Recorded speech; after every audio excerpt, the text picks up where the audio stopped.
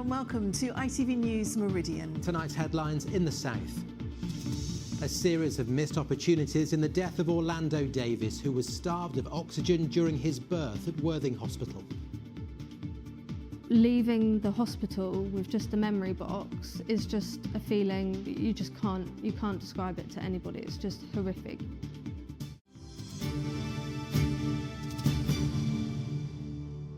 Good evening. A baby boy who was starved of oxygen during a caesarean operation died following missed opportunities at Worthing Hospital, an inquest has ruled. The coroner said neglect by staff contributed to his death. Baby Orlando Davis died from an irreversible brain injury just 2 weeks after being born in September 2021. His mother Robin's condition worsened during the delivery and her symptoms were not properly investigated.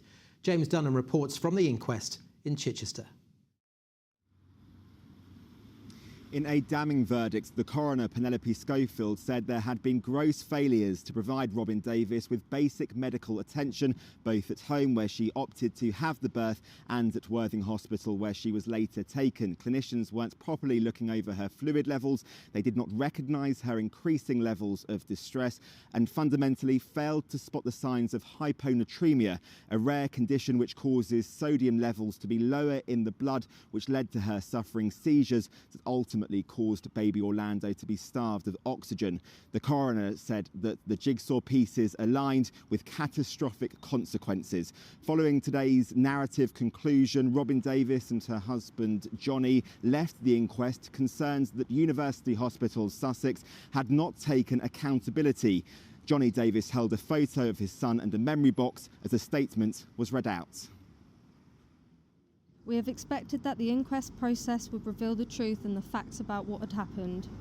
Instead, we've heard accounts and evidence from various individuals involved at all levels of our care which was defensive and we feel obscures the true picture as to what happened. Rather than an attempt at exoneration, this should have been an opportunity for a full and frank appraisal of what happened to us. The coroner has found that there were failings by the midwives to listen to Robin's concerns and to recognise her deterioration during labour. Thus far, there's been a concerning lack of accountability from those involved in Robin's care. Following their dreadful experience, the Davises say they are determined to improve maternity care across the country. The couple spoke to us about the devastating impact of their son's death. Dixie is thrilled with her baby sister Nova, but the tragic loss of the Davises' second child, Orlando, still haunts the family. The labour started at home as planned, but Robin told the midwives she felt her baby was in the wrong position. There was a sensation that Orlando was stuck. I kind of felt that I was losing consciousness a little bit. I needed to go to the toilet really badly for a wee and I was unable to. And the first sign that they picked up on after me keep saying that I didn't feel right was the fact that his heart rate began to elevate. Some hours later, Robin was transferred by ambulance to Worthing Hospital. After her condition deteriorated, the decision was taken for her to have a caesarean section. It was at that moment that, I just saw that there was nothing really behind Robin's eyes anymore, and she constricted in and ended up going into a violent seizure, at which point, I had to alert the doctors and the alarm bell was pulled and in came the crash team.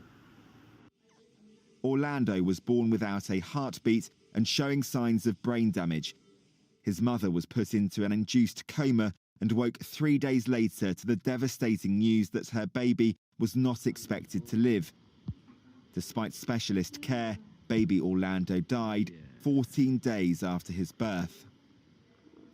My brain couldn't catch up with the emotions, and when he passed away, leaving the hospital with just a memory box is just a feeling you can't describe it to anybody. It's just horrific.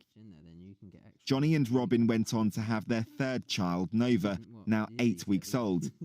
She's a huge source of comfort, but the couple say they are still deeply traumatised by the loss of their son Orlando. I think me and Robin would both say we can experience happy events, but we're not happy people.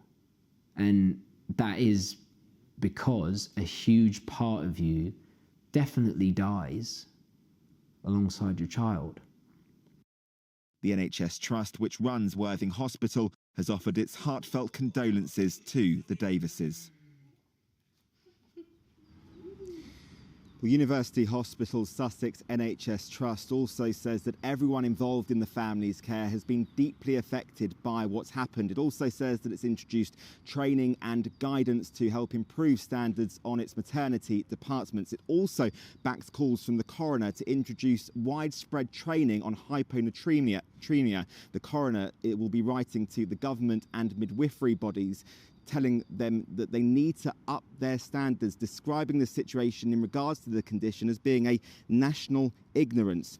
She told Orlando's emotional parents that his death is one too many. James Dunham reporting there.